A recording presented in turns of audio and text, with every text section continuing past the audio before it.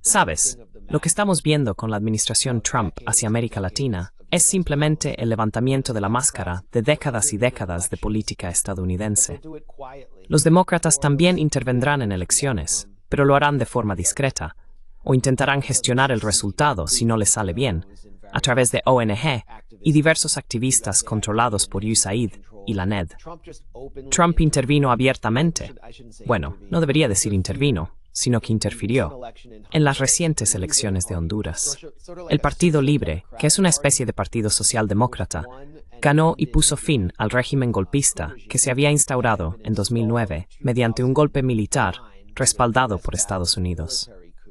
Ese régimen acabó con el líder más corrupto, Juan Orlando Hernández, que ahora ha sido condenado a 45 años de prisión por liderar una conspiración para enviar más de 400 toneladas de cocaína a Estados Unidos. Sus elecciones fueron financiadas por el Cártel de los Cachiros y por Chapo Guzmán, el líder del Cártel de Sinaloa.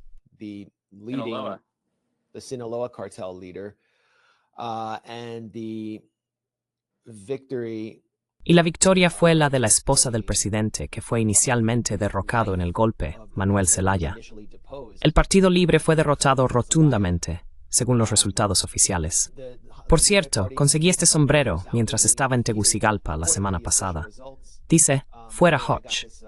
Hubo un levantamiento popular contra Juan Orlando Hernández, exigiendo que fuera destituido por robar las elecciones de 2017, y sí las robó. Así que lo llevo puesto como Michael Rappaport. Soy tu chico Michael Rappaport, informando en directo desde SOG. En fin, Hochach es Juan Orlando Hernández. Tu cara no parece lo bastante deformada como para que eso te salga bien. Hay algo en estar cerca de Betar que pudre el alma y luego empieza a notarse en la cara. How to Dorian Gray.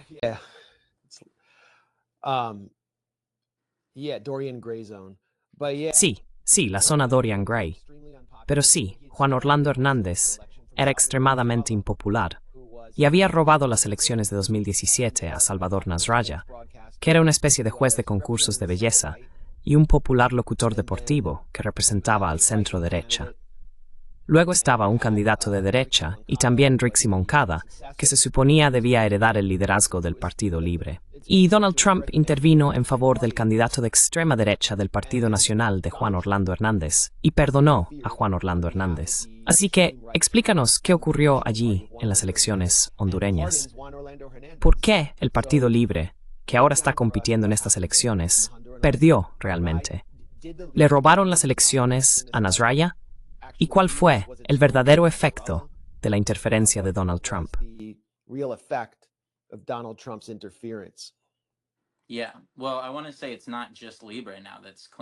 Sí, bueno, quiero decir que no es solo Libre quien afirma ahora que estas elecciones están siendo manipuladas y que hay fraude, que básicamente se las están robando. Dos de los tres candidatos lo están diciendo. Uno de ellos es Salvador Nasralla, el candidato del Partido Liberal, como mencionaste, a quien ya le robaron una elección en 2017, cuando el Consejo Nacional Electoral básicamente se detuvo. El sitio quedó fuera de servicio durante varias horas. Cuando finalmente se restableció, de repente Juan Orlando Hernández, ese candidato muy cuestionable, con perfil de narco, que hasta hace 2 días cumplía una condena de 45 años en una prisión estadounidense, apareció como vencedor, vaya sorpresa, después de ese apagón de varias horas.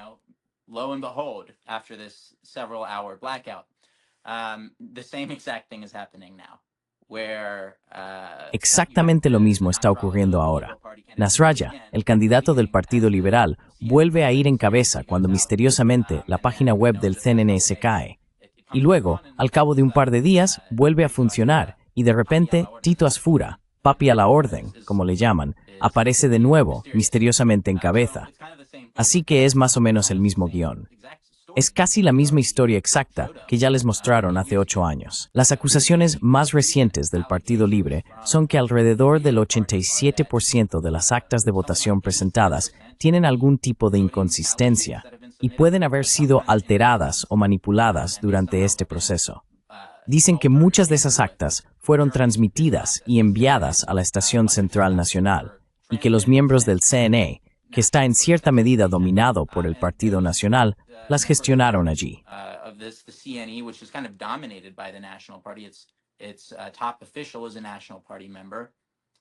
Su principal funcionario es miembro del Partido Nacional. Dicen que esas actas estuvieron abandonadas durante 2 días antes de ser siquiera contadas y que el Partido Nacional pudo haberlas manipulado, alterado o de alguna otra forma invalidado esas papeletas. Así que no saben qué está ocurriendo. Incluso el consejero del Partido Libre en el Consejo Nacional Electoral, Marlon Ochoa, ha dicho que describe esto como una campaña deliberada para sabotear no solo al CNE, sino que también involucra, según él, a las 2 empresas nacionales de telecomunicaciones, Tigo y Claro, que son básicamente responsables del servicio de telefonía móvil en gran parte de Centroamérica.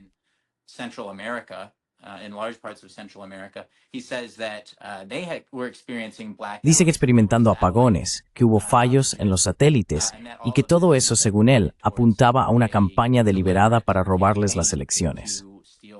Ahora bien, no está del todo claro qué pruebas tienen exactamente. El Partido Libre no ha hecho, diría yo, un gran trabajo comunicando lo que está ocurriendo. Nadie lo ha hecho, francamente, explicando qué está pasando realmente y aportando las pruebas que lo respalden.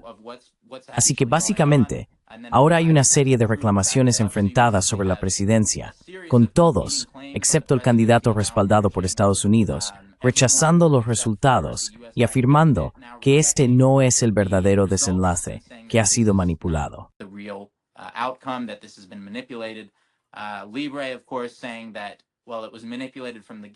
Libre, por supuesto, dijo que todo había sido manipulado desde el principio. En cuanto Trump intervino y puso el dedo en la balanza a favor del candidato del Partido Nacional, liberando a este corrupto, ya sabes cómo se le conocía, narcodictador en Honduras, y Juan Orlando Hernández, cuya gorra llevabas puesta, no era algo poco común, diré, cuando cubrí las elecciones hondureñas de 2021.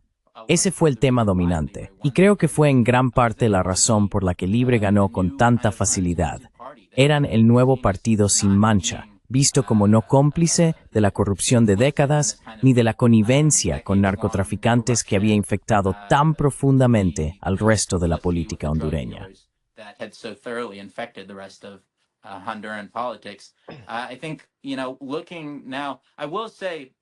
Creo que, viendo las cosas ahora, diría que no me parece que Libre haya sido tan popular esta vez. No estoy seguro de que, incluso si hubiéramos podido ver los resultados reales, hubieran salido victoriosos. El tipo de campaña de propaganda, la propaganda anti-Libre, fue bastante seria, muy fuertemente respaldada por la mafia de Miami, las María Elvira Salazar del mundo. Y ese tipo de injerencia fue bastante eficaz para envenenar a la población general contra Libre, convenciéndola de que este nuevo tipo de gobierno socialdemócrata iba a seguir inmediatamente el modelo Multi de Venezuela y empezar a expropiar toda la propiedad privada.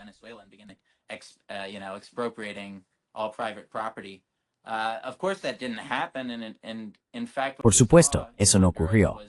De hecho, lo que vimos en Honduras fue una disminución de la tasa de homicidios, una reducción de la delincuencia violenta y un modesto repunte del crecimiento del PIB.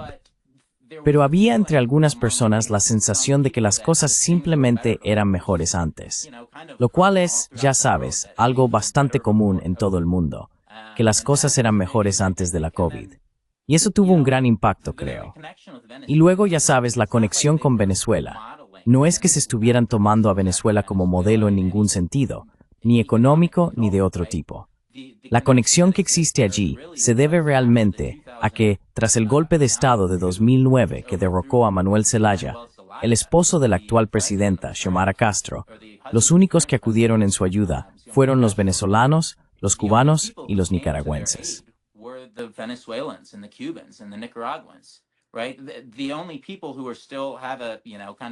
Exacto. Las únicas personas que todavía tienen, ya sabes, una especie de gobierno de izquierda en el poder, fueron las únicas que se mantuvieron a su lado. Así que ya sabes, no se trata de intentar emular el modelo venezolano. Es más bien que vosotros estuvisteis detrás de nosotros cuando pasamos por este golpe electoral.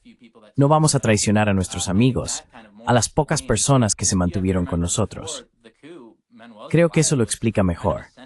Hay que recordar que, antes del golpe, Manuel Zelaya era más bien un centrista. Era más liberal. No gobernaba desde una perspectiva de izquierda en absoluto.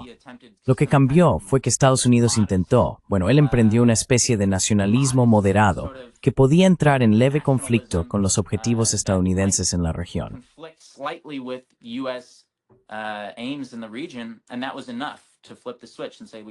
Y eso fue suficiente para accionar el interruptor y decir, tenemos que sacar a este tipo de aquí. Lo sacaron de su casa temprano por la mañana, en ropa interior, y se lo llevaron a la fuerza.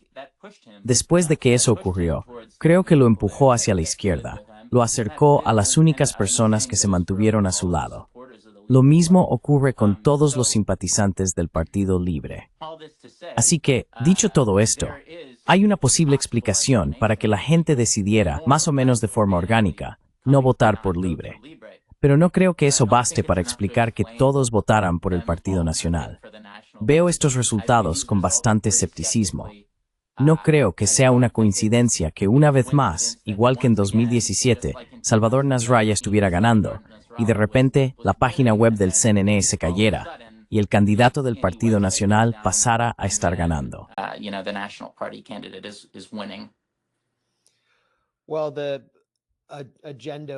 Bueno, la agenda del gobierno de Trump era muy clara: devolver a Honduras al ámbito de influencia de Estados Unidos. Es el lugar donde se encuentra la base militar estadounidense más grande de América Latina, creo que se llama Palmarola.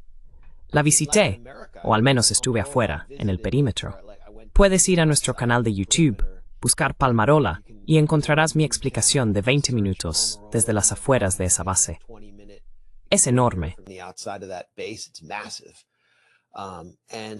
Y Honduras es donde está ahora el principal aeropuerto nacional. Básicamente, todo el tráfico internacional que entra o sale del país pasa por allí. Está lleno de soldados estadounidenses cada vez que pasas por ese aeropuerto. Perdón, continúa.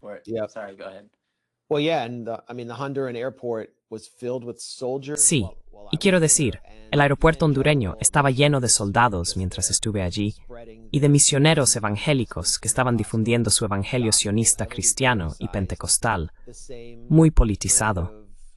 El mismo tipo de corrientes teológicas que se introdujeron en Guatemala a través de la CIA y del dictador respaldado Efraín Ríos Montt en los años 80. Este tipo de cristianismo, como el nacionalismo cristiano muy pro-estadounidense y pro-israelí, estaba representado por Juan Orlando Hernández, que ondeaba la bandera israelí. Creo que incluso pudo haber hecho varios viajes a Israel. Estaban llevando a cabo mucha cooperación en materia de inteligencia y defensa con Israel.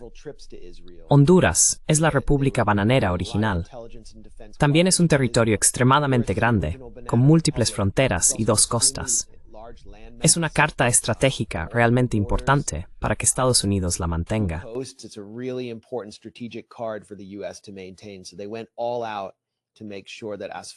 Así que hicieron todo lo posible para asegurarse de que Asfura ganara estas elecciones.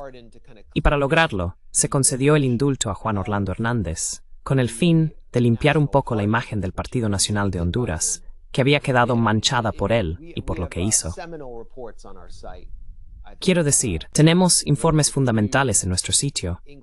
Uno de los pocos análisis en inglés realizados por Anya Parampil y Alex Rubinstein sobre la acusación contra Juan Orlando Hernández, que fue supervisada, por cierto, por Emil Bove, uno de los principales apparatchiks legales de Trump dentro del Departamento de Justicia, quien trabajaba para el DOJ de Trump. Ahora ha sido nombrado juez federal. Trabajaron durante años en esa acusación. Primero atraparon al hermano de Juan Orlando, Tony Hernández.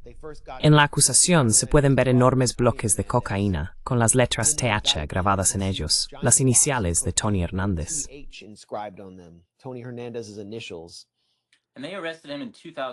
Lo arrestaron en 2018, cuando el Departamento de Justicia era el de Trump. Sí, ese era Tony Hernández. Todo esto, el supuesto esfuerzo de lawfare de Biden para hacerse con el control, ya sabes, para deshacerse de Juan Orlando Hernández. El primer arresto en realidad ocurrió durante la administración de Trump. La primera administración de Trump.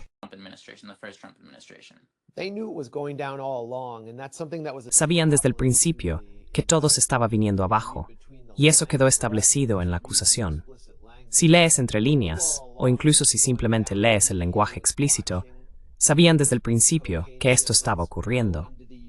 La DEA estaba vigilando los envíos de cocaína que entraban en Estados Unidos, pero mantenían a Juan Orlando Hernández a su lado. Lo recibían en la sede de la DEA. Se reunió con el entonces jefe del Southcom, John Kelly. De hecho, después de que Tony Hernández fuera encarcelado, fue recibido en Washington, salió a correr por el National Mall y tuvo reuniones con funcionarios de Trump. Quiero decir, extraño.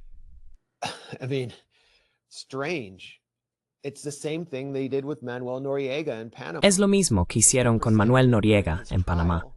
Durante su juicio, presentó pruebas que habían sido suprimidas, mostrando que la CIA le había ordenado permitir el paso de envíos ilegales de armas por Panamá para abastecer a los Contras y otras fuerzas respaldadas por la CIA, y que la DEA le había indicado dejar pasar cargamentos de drogas sin inspección en los aeropuertos panameños. Era su hombre. Y como dijo Kissinger, puede ser peligroso oponerse a Estados Unidos, pero ser su aliado puede ser fatal. Así que Juan Orlando Hernández fue condenado a 45 años de prisión, y luego Trump lo dejó libre mientras libra una falsa guerra contra las drogas en Venezuela.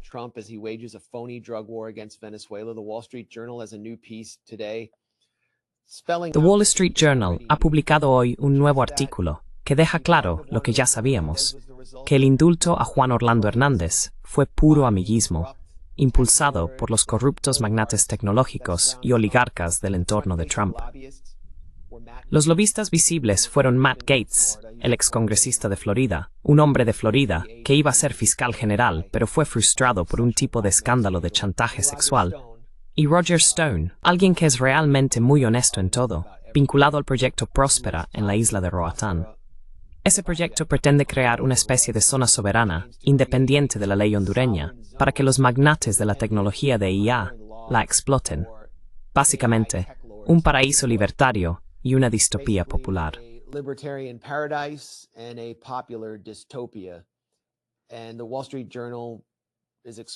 Y el Wall Street Journal es explícito sobre el papel de estas fuerzas en el indulto a Juan Orlando Hernández, lo que significa que Tito Asfura, bueno, si llega a ser presidente, podemos esperar que vuelva a poner en marcha este proyecto tecno-libertario.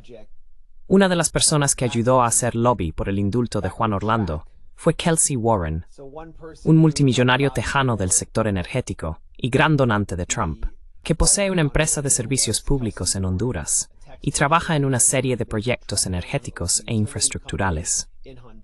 Hernández le entregó un certificado enmarcado de agradecimiento por invertir en Honduras en 2016. Luego, tras la toma de posesión de Xiomara Castro, se cancelaron o auditaron proyectos vinculados a aliados y donantes de Trump, así como a inversores de Silicon Valley.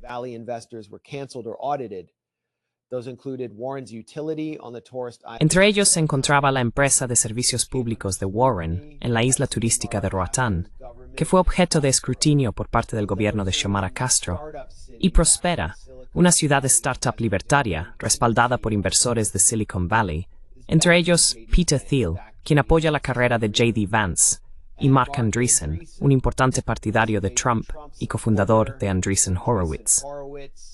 Fueron ellos quienes aportaron el dinero, en nombre de Israel, para hacerse con TikTok, que ahora está prohibiendo el contenido antibélico. Juan Orlando Hernández creó zonas especiales conocidas como sedes, donde los inversores podían establecer sus propias normas fiscales, laborales y regulatorias bajo garantías legales a largo plazo. ¿Qué podría salir mal?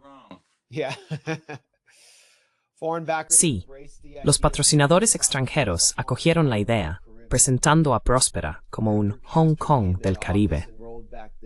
Después de que Castro asumiera el cargo y desmantelara el marco de la sede, sus desarrolladores contrataron a cabilderos en Washington para emprender una demanda de arbitraje de $11,000 millones contra Honduras, aproximadamente 2/3 del presupuesto anual del país. Así que Honduras se enfrentaba a una ofensiva legal, una especie de sanción total de su economía por parte de unos cabilderos de Washington, sin escrúpulos, que básicamente ven al país como una república bananera que pueden explotar a su antojo. Una república bananera de alta tecnología.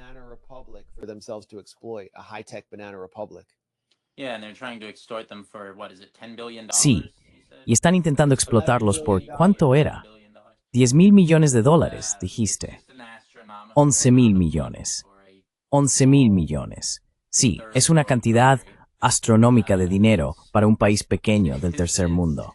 Son cifras que no tienen sentido para la gente de allí, ya sabes, porque no tienen una clase oligárquica de élite como la nuestra. No tienen a los Elon Musk con cientos de miles de millones de dólares repartidos por todo el mundo. Dinero inimaginable que podría ser un bien inimaginable si se permitiera al pueblo de Honduras usarlo en su propio beneficio en lugar de llenar los bolsillos de los donantes de Trump con demandas frívolas. Pero eso, por desgracia, no parece estar sobre la mesa ahora mismo.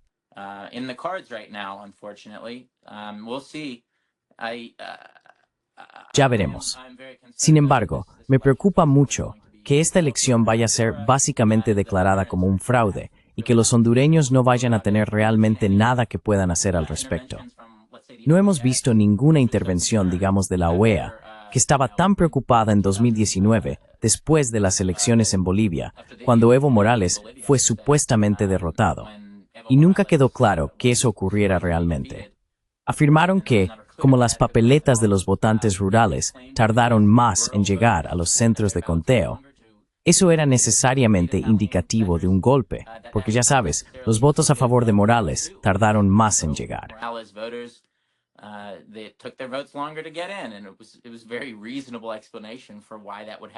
Y fue una explicación muy razonable de por qué eso ocurriría.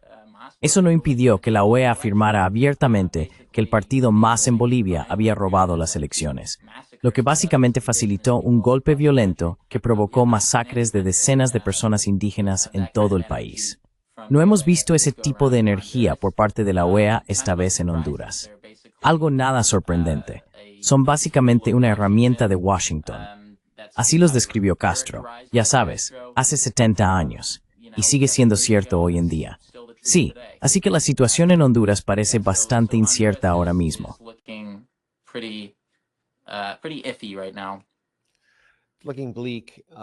Pinta mal. Otra persona que participó en el indulto de Juan Orlando Hernández también estuvo vinculada a la campaña de injerencia electoral. Carlos Trujillo, el ex embajador de Estados Unidos ante la OEA, quien además había sido lobista de la organización.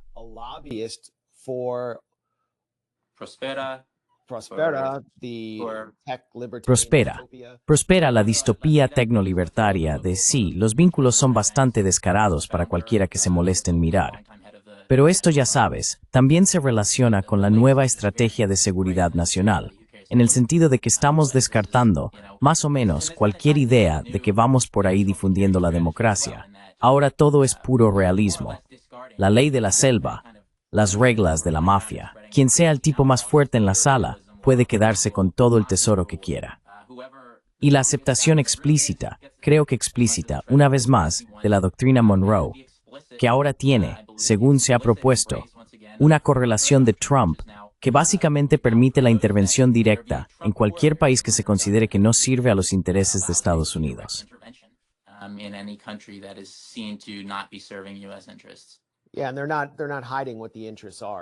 Sí, y no están ocultando cuáles son los intereses. Son los intereses del 0,1% que rodea a Trump. Las mismas figuras que tienen intereses en Honduras también los tienen en Venezuela.